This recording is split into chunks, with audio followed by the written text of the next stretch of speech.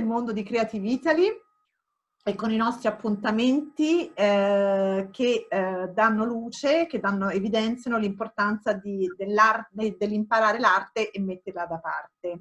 Oggi abbiamo con noi un giovane artigiano palermitano, Francesco Scherma, che rappresenta l'antica tradizione della lavorazione dell'oro e dell'argento, che tra l'altro è una tradizione molto antica. Spesso e volentieri questa tradizione viene associata a Firenze, ma in realtà non è così.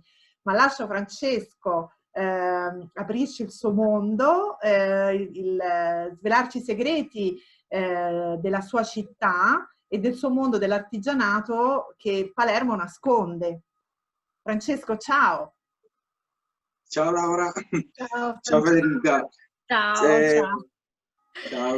In realtà mi trovo qua a Palermo all'interno della mia bottega che ho aperto da circa 2 anni.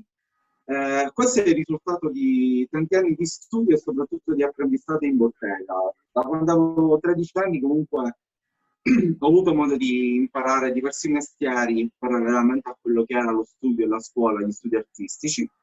Mi sono appassionato un po' dell'arte e dell'artigianato in genere, però in realtà mi sono reso conto che la scuola era prettamente nozionistica, il mestiere vero e proprio era all'interno della bottega, dove tutti quegli strumenti, seppur teorici della scuola, prendevano vita.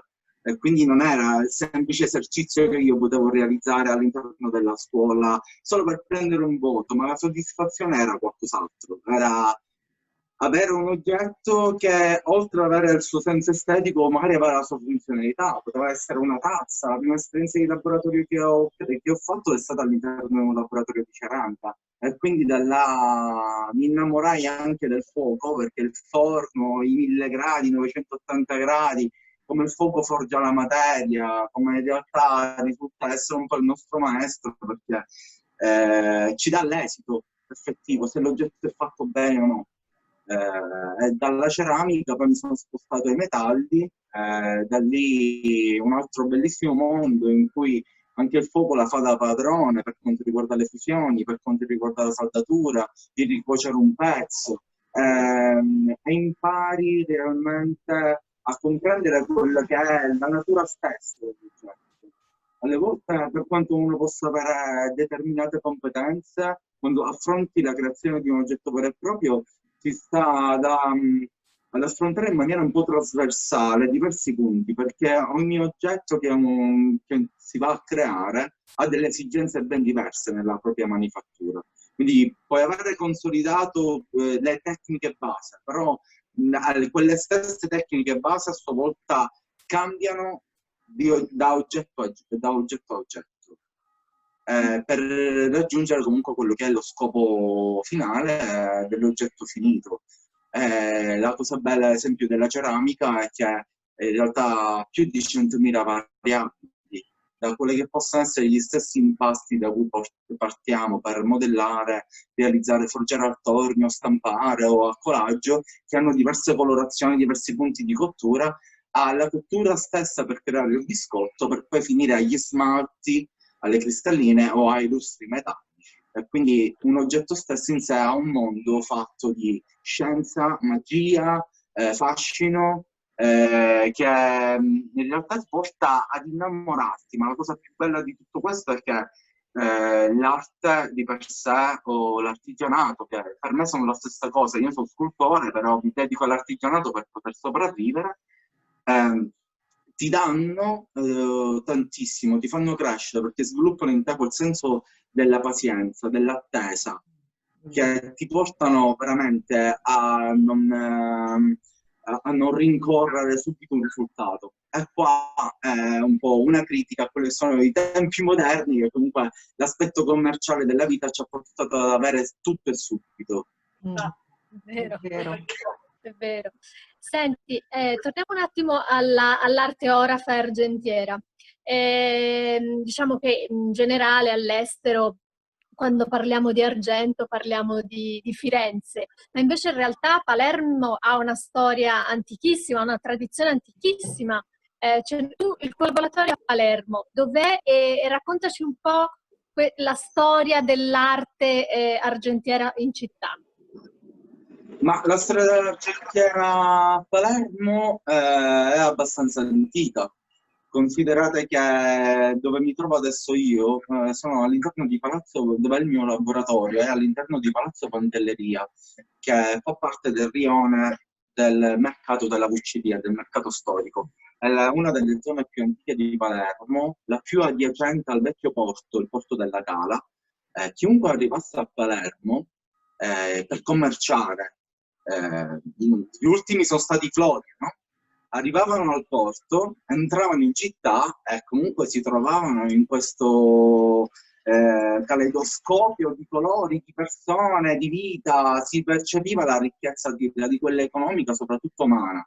Ma in realtà, oltre ad esserci il mercato storico che comunque vendeva cioè cibo, questa zona qua, chiamata i Tesori della Loggia, perché i genovesi, i pisani, chiunque arrivasse in città a Palermo e si insediava per commerciare, poi diventava famiglia comunque potente della città e facevano a gara gli uni con gli altri per arricchire e creare, essendo devoti a San Giuseppe, alla Madonna o a Sant'Eligio, la propria chiesa, la propria cappella, il proprio oratorio.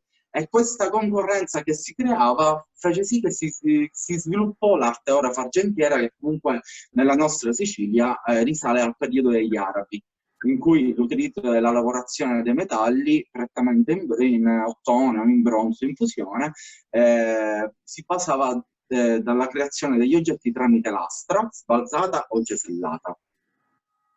Wow. Senti, quando inizi a creare un oggetto, che sensazioni provi? Che cosa ti succede? Ma in realtà non voglio sminuire dicendo che per me è un gioco, cioè il piacere del mio lavoro è sporcarmi le mani, perché ritorno un po' bambino e non solo le mani, anche gli indumenti, no? È una scoperta continua, una scoperta più che altro introspettiva di se stesso, perché in realtà cominci a vedere attraverso l'oggetto che tu vuoi creare o alla stessa idea diversi processi creativi che stai comunque ad analizzare per tantissimo tempo, magari anche prima di affrontare la materia stessa, proprio per individuare quale possa essere il percorso giusto. In questa fase esecutiva in realtà è la fase un po' più lunga, quella dell'elaborazione del progetto che mi devo accingere a realizzare, perché nel momento in cui poi mi metto con la materia in mano ho ben chiaro ciò che devo fare, ho maturato l'idea e l'idea diventa materia. Quindi la cosa bella è poter vedere come un percorso introspettivo e di pensiero, seppur prettamente logico e tecnico, possa portare a qualcosa di bello. E un'altra cosa bella è dimostrare alla gente che viene e ammira magari i miei lavori, che possono essere dalla tazza all'orecchino o alla scultura, come in realtà seppur si tratta di figurazione, di decorazione, tutto parte dal disegno, dalla geometria, dalla scienza, dalla matematica. Quindi in realtà seppur stiamo a distaccare diversi mondi tra quello umanistico e quello scientifico, siamo sempre là. Siamo sempre là. Certo. Senti, tu sei un giovanissimo artigiano. Oggi gli artigiani giovani in realtà sono pochi. Cos'è che ti ha spinto a diventare un artigiano e qual è il messaggio che vorresti dare ai giovani artigiani che iniziano a intraprendere un mestiere appunto di orafo, ceramista, pellettiere? Cosa ti sentiresti di dire? Io ho iniziato semplicemente innamorandomi di quello che era il luogo in cui vivevo, della mia città. Sin da piccolo ho avuto la fortuna che mio papà lavorasse per la regione, quindi giravo per i musei della città e avevo davanti a me, davanti agli occhi, quelle che erano le opere d'arte, dal museo archeologico al castello della Zisa. Poi ricordo anche quelli che erano i racconti di mio nonno, che comunque faceva costruiva carretti siciliani, e quindi già il fascino di questo racconto che mi evocava la lavorazione del legno, del metallo, come veniva ferrato il cavallo, come si ferrava una ruota, erano per me stimoli che comunque poi hanno iniziato a prendere forma quando mi sono confrontato con la materia vera e propria. Quindi anche quegli accenni in realtà sedimentavano su di me, dentro di me quando ero piccolo, ma poi sono affiorati man mano e alle volte mi rendo conto che continuano ad affiorare. Quindi in realtà è stato un percorso abbastanza grande, abbastanza ampio direi, da quando ero piccolo, che mi ha portato più che altro sulla tua domanda che cosa consigli io, ciò che consiglio a tutti i ragazzi che si approcciano a diventare artigiani è innamorarsi di ciò che si fa. Cioè, l'esperienza è fondamentale per avere consapevolezza, ma nulla toglie che quella stessa esperienza che si può venire a fare all'interno di un laboratorio, anche semplicemente guardando, non ti possa aprire un mondo. In realtà tutti noi possiamo essere dei potenziali artisti, musicisti, c'è dentro di noi un mondo che dobbiamo solamente accendere, stimolare, e da lì ritorno al discorso di prima, un piccolo accenno, e da là sviluppare la pazienza e non essere ostinati per raggiungere l'obiettivo. Poi la tecnica è un po' come la grammatica, quando scrivi, se io imparo a saldare, come lo faccio per un oggetto, lo faccio per un altro. Certo. La tecnica è solamente un metodo espressivo che mi permette di dare vita a quello che è l'oggetto. Sì. In effetti hai perfettamente ragione. Poi detto da un ragazzo giovane come te, ci apre il cuore, perché è anche, diciamo, alla base del nostro progetto di Creative Italy, non solamente di fare esperienze e corsi in laboratori come il tuo, ma anche di veramente intraprendere fare quest'arte una passione per rifarti, insomma, riscoprire te stesso, secondo me, no? Sei umano, non sei un robot, praticamente, giusto? E niente, allora io vi ringrazio, ti ringrazio Francesco. Francesco, poi solamente tu, come detto prima, puoi insegnare sia diciamo l'arte orafa, come anche lavorare la ceramica, se non mi sbaglio. Come si svolge un'esperienza in un tuo laboratorio, nel tuo laboratorio? Vabbè, all'interno del mio laboratorio, seppur piccolo, in realtà faccio tante cose, appunto dalla ceramica, tecniche del tornio, quindi forgiatura, la modellazione, quindi creazione di un modello in argilla che possa essere figurativo o decorativo, tramite anche una copia di un calco in gesso, per fare un'esperienza e insegnare un metodo di riproduzione a mano libera, prendendo un esempio. Poi realizzo anche la ceramica a raku, sono attrezzato, lavoro con i metalli, quindi da quella che è la forgiatura di un oggetto attraverso le diverse tecniche che prevedono il traforo, la saldatura, il cesello. Io ho praticato per circa 10-12 anni il laboratorio del mio maestro argentiere, dove ho imparato la tecnica del cesello, che poi ho usato anche per la realizzazione di pupi siciliani. Se venite a trovarmi a Palermo vedrete il mio teatrino con i miei pupi interamente cesellati. In taglio del legno, faccio pure in taglio del legno. Purtroppo il marmo non posso farlo perché non ho la possibilità, perché fa troppo caos sia per la lavorazione che per la polvere. Formatura in gesso, lavorazione del gesso, diciamo una serie di esperienze che, seppur andiamo a dividere, per me è possibile coniugarle tra di loro. Quindi si potrebbe passare dalla creazione di un modello in argilla per poi farne la formatura a perdere, quindi un negativo da cui ricaveremo all'interno il positivo in gesso, che tramite un processo un po' relativamente complicato da spiegare, poi rompendo il negativo stesso affiorerà il basso rilievo che siamo andati a modellare in argilla. quindi è possibile sposare un po' le cose. Ad esempio la modellazione noi la potremmo usare anche per la modellazione della cera, per poterne fare un anello, un pendente, per poi passare alla microfusione, a cui c'è un laboratorio a cui mi affido, che ci fonde il pezzo e avere comunque l'oggetto.